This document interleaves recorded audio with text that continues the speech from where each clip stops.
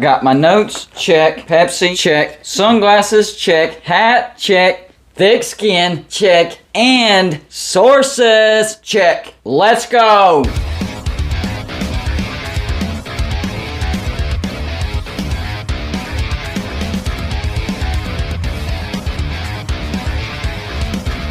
Welcome to Golden Bluted, everybody. This is where we cover all of college football. So if you're a college football fan, go ahead and hit the like and subscribe button. I call my Patreons the shot callers, and I can't wait to live stream some games and watch it with my Patreons and the score prediction contest. That's going to be fun. It is a fact. The state of California, specifically the governor, is not happy the way that USC and UCLA went about going to the Big Ten. Apparently, it was done in secret, and he's not happy about it. I'm talking about California Governor Gavin Newsom, not happy at all. He said this was supposed to be a Board of Regents decision, of which he's the chair of. And he said that legal action is currently being discussed, meaning California, the state of California, is trying to block USC and UCLA from going to the Big Ten.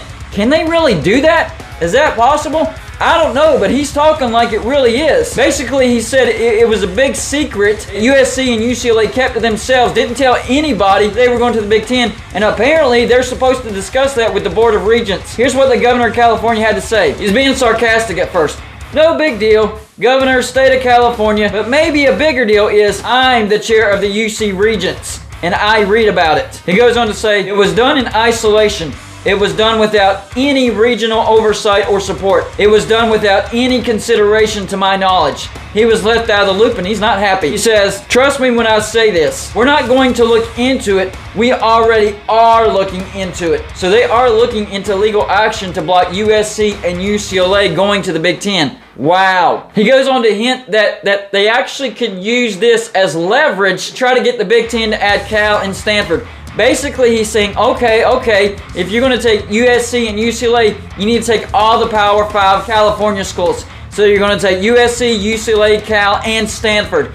And I knew that California schools were like this, but I didn't realize how far they would take this. It looks like they're going to take it to the fullest extent of the law possible. Now, if the Board of Regents succeed at blocking USC and UCLA from going to the Big Ten, I'm thinking that Oregon and Washington would be next on the board for the Big Ten. So basically what the governor of California is hinting at is he wants to turn this into a package deal. Hey, we'll let you take USC and UCLA, but you also have to take Cal and Stanford. So he wants it to be a package deal. If this actually went through, this would be a big decision by the Big Ten. They're going to have to think, well, do we want USC and UCLA so bad that we're willing to also take Cal and Stanford?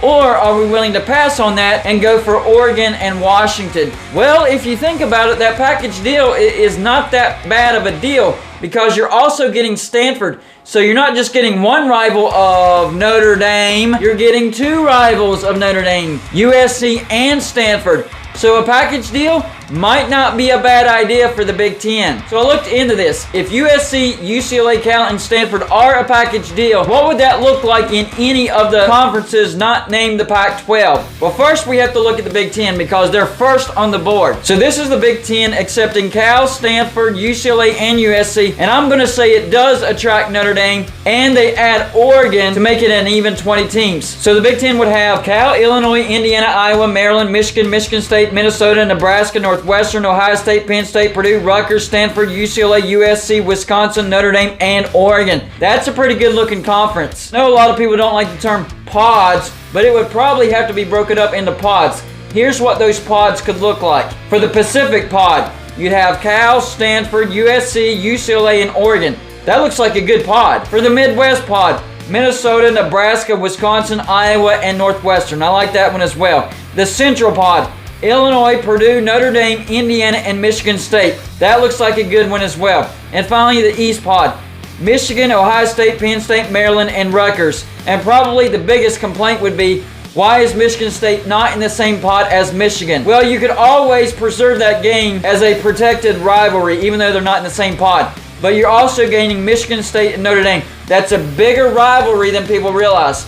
I like this setup, and the Big Ten would actually look really, really good if they went with the package deal and added Oregon and Notre Dame with them. That's a solid looking Big Ten. Well, what if the package deal went to the Big 12? What would the Big 12 look like? The Big 12 would have Baylor, BYU, Cal, Cincinnati, Houston, Iowa State, Kansas State, Oklahoma State, Stanford, TCU, Texas State, UCF, UCLA, USC, and West Virginia. Pods would look like this. The Pacific pod would be Cal, Stanford, USC, and UCLA. That looks respectable. And then you have the Lone Star pod, all Texas schools. Texas Tech, TCU, Baylor, and Houston. I like it. Then you'd have the Midwest pod, Kansas State, Oklahoma State, and BYU. I know it looks a little weird, BYU being in the Midwest pod, but it's the best I could do. And then finally the East pod, West Virginia, Cincinnati, UCF, and Iowa State. Again, I know it looks weird, Iowa State being in the East pod, but it's the team that made the most sense. That looks like a decent conference. Not as impressive as the Big Ten, but still pretty decent. On to the ACC. What if the package deal went to the ACC? The ACC would have Boston College, Cal, Clemson, Duke, Florida State, Georgia Tech, Louisville, Miami, North Carolina State, Pitt, Stanford, UCLA, USC, Virginia Tech, Syracuse, Wake Forest, Notre Dame, and West Virginia. Yes, in this scenario, I would have the ACC adding Notre Dame and West Virginia. What would the pods look like?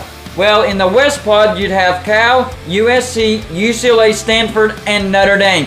Yeah, it looks a little funky that Notre Dame's in the West pod, but if you really think about it, it makes a lot of sense because two of their rivalries are already in there in USC and Stanford, and they have some history with Cal and UCLA. So that's the best I could do with the West. Then there's the North pod. Boston College, Syracuse, Pitt, West Virginia, and Louisville. Pretty much all former Big East foes. Great rivalries built in. I think that pod is capable of making more money than people realize. Then there's the East pod. North Carolina, NC State, Duke, Virginia, and Virginia Tech. That's a pretty good pod as well. And finally, the South pod. Florida State, Miami, Georgia Tech, Clemson, and Wake Forest. That one looks decent as well. But so far, still the best conference. The Big Ten is looking the most impressive. And finally, the SEC. What would the SEC look like with the package deal? They would have Alabama, Arkansas, Auburn, Cal, Clemson, Florida State, Georgia, Kentucky, LSU, Mississippi State, Missouri, Miami, Oklahoma, Ole Miss, Oregon, South Carolina, Stanford, Tennessee, Texas A&M, UCF, UCLA, USC, and Vanderbilt. And here's what their pods would look like. And yes, I took some liberty and added some teams that I hadn't talked about, but it's what made the most sense to me. This looks like a solid conference, and I love these pods. First, the Pacific pod. You'd have Cal, Stanford, USC, UCLA, and Oregon. A lot of familiarity in that pod. I like it. Next up, the Midwest pod. Texas A&M, Oklahoma, Missouri, and Arkansas. Once again, a lot of familiarity in that pod. These teams know each other well. The Plains pod. LSU, Ole Miss, Mississippi State, Alabama, and Auburn.